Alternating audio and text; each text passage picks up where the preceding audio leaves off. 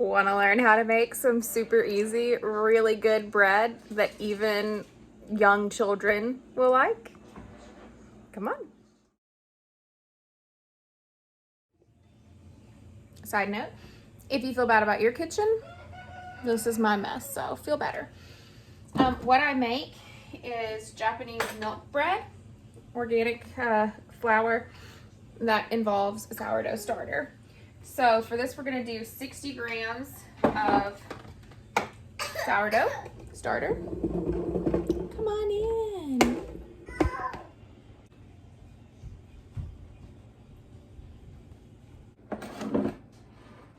We're gonna add 200 grams of flour. I use organic lily white flour. I get it off of Amazon with Subscribe and Save. It is the cheapest way I have found to do it. I will link it. If you have found a cheaper way to get it, please let me know. Oh, so close, 3 grams off.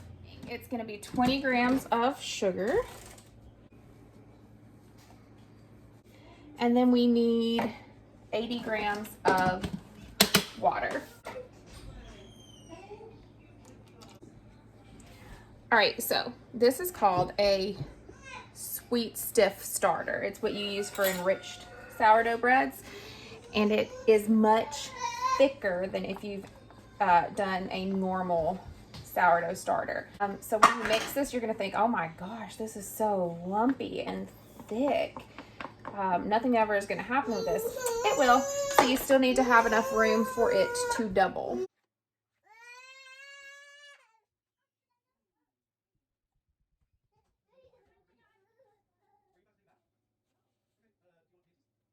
I'll cover it, let it rise, let it double, and bake with it in the morning. Okay, so my stiff sweet starter has risen, about doubled. You can see all those lovely little holes in there. And we're about to make the Japanese milk bread. So it is, for a double recipe, 440 grams of flour. This is when it would come in handy to have one of the ones that went boop, but whatever, it works. 280 grams of milk. 2 eggs. 80 grams of sugar. If you are not saving and reusing, like takeaway stuff, you're doing it wrong. Just so you know, 8 grams of salt. And all of the starter.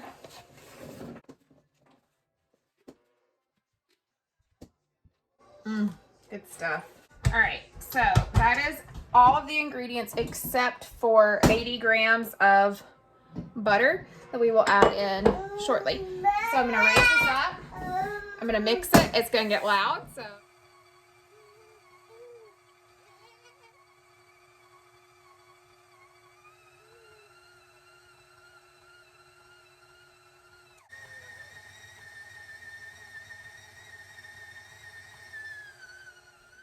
All right, so I'm gonna wet my hand and check for elasticity. This is easier if you have 2 hands, but when you have a baby in 1 arm, yeah, that's getting better. See how stretchy? That's what we want. All right.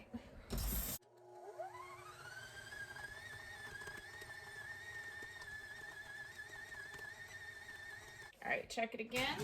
And if it's not perfect, that's fine because we still have to add butter. It's still not quite there, but it's elastic and stretchy, which is what I want. So now on low, I'll start adding a little bit of butter at a time.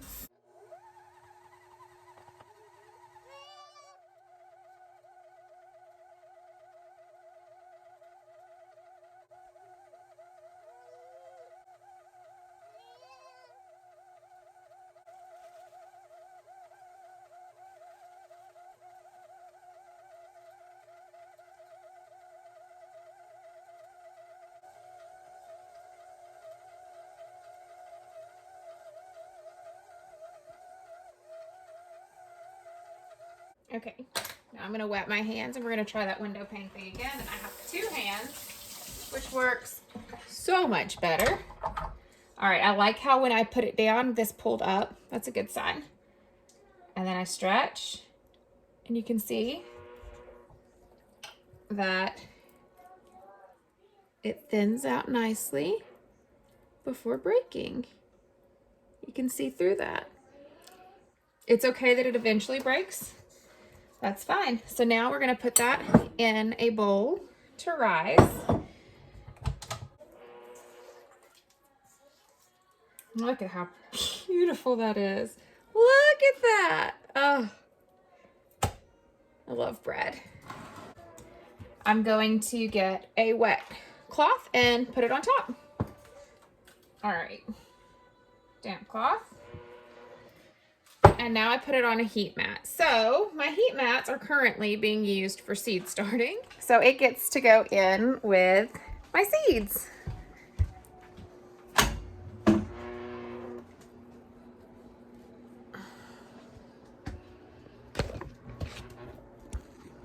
There's its new home, right next to some big trees that are propagating.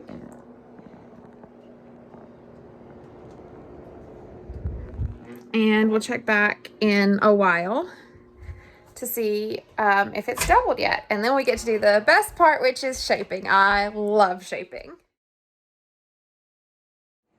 Want to learn how to make some of the coolest bread? Like, so pretty, so fluffy, so light, so yummy. Come on. All right, so my favorite part, shaping.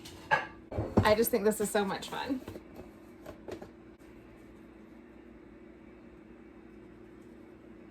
Just putting some brown rice flour on the surface to keep it from sticking. And I'm gonna dump out this beautiful dough. I mean, how gorgeous. How gorgeous is that? Oh yeah. Look at that. Beautiful. So that took about 3.5 hours on a seedling heat mat that was probably about 80 degrees, 70 to 80 degrees. Our temperature in our house is probably 72 right now, if that gives you any idea of how long to expect it to rise. Now, after we shape this, we're going to have it do another rise in the tins. You know what, let me be smart about this.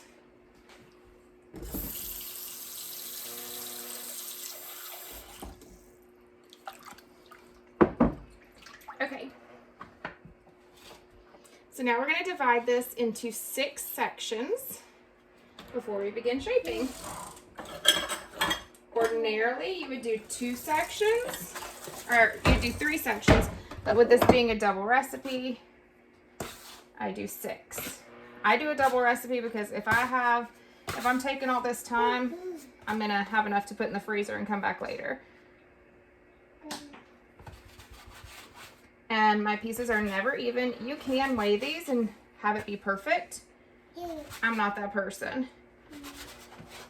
Not that person at all. The bread still tastes, and I'm not entering it into a beauty pageant, so I just eyeball it.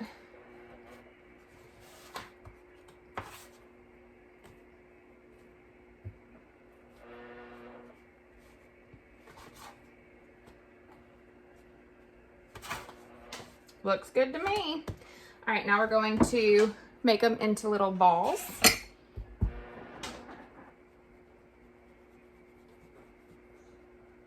They make little sifters for putting your flour out, and I love that idea. I just haven't invested in it. Curl it in.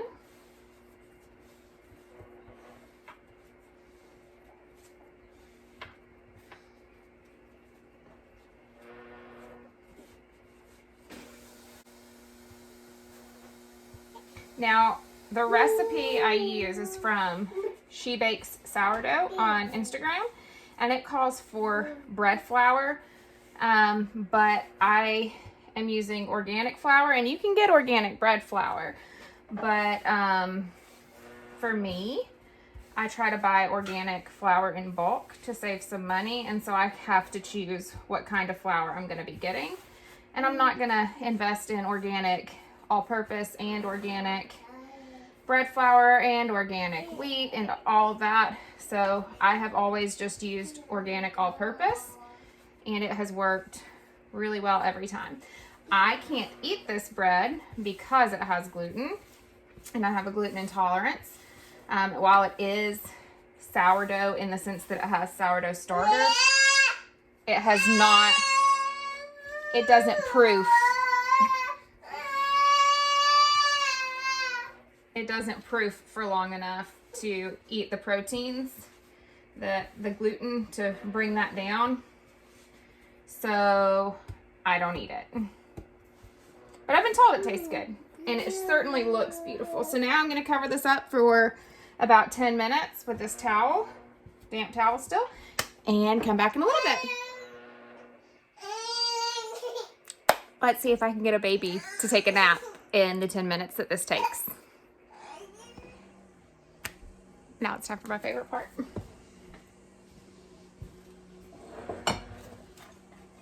Shaping.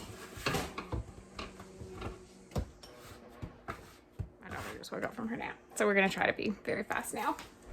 Okay. I'm also gonna try not to stand in your way. Our space is a little bit limited. All right, I have 2 tins that are greased. I'm gonna start by rolling this out.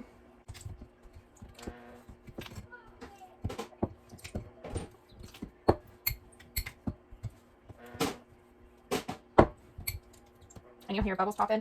That's fine. Okay, fold it in.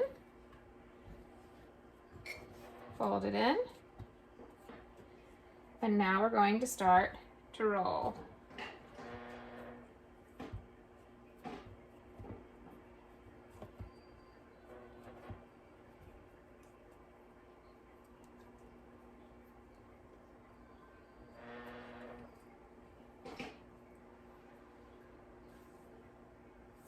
Oh, I love it. Okay.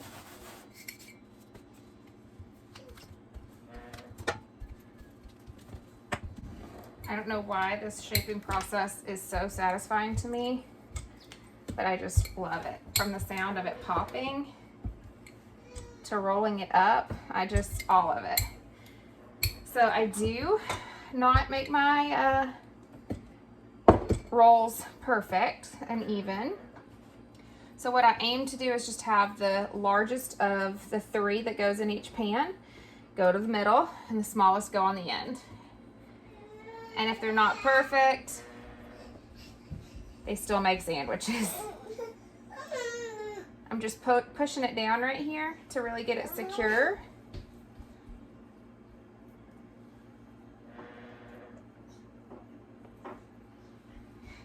There we have it.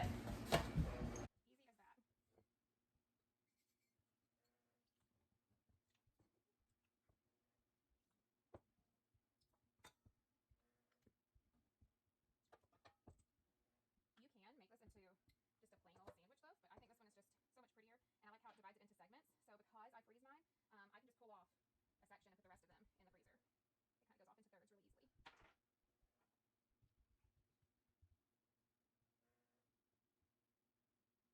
Again, we're gonna let this rise to about 80% of the pan height. So I'm going to cover it again. Pop it on that seed mat. And come back in. Oh my goodness, my son is just throwing stuff away. I have no clue what. Cover these, pop them on a heat mat, come back in a couple hours, see if they have risen to about 80% of the pan height, and then we'll preheat the oven, spray them, bake them, and you'll see how beautiful they are. Okay, so it's been about an hour, hour and a half, and they're looking like this. It's perfect. So I have a little spray bottle with water in it, and I just spray the tops. Orange. All right, baby. I want the orange. All right, now we're popping it in the oven. The oven is preheated to 365. We're gonna pop it in there for 33 minutes and then it should be done.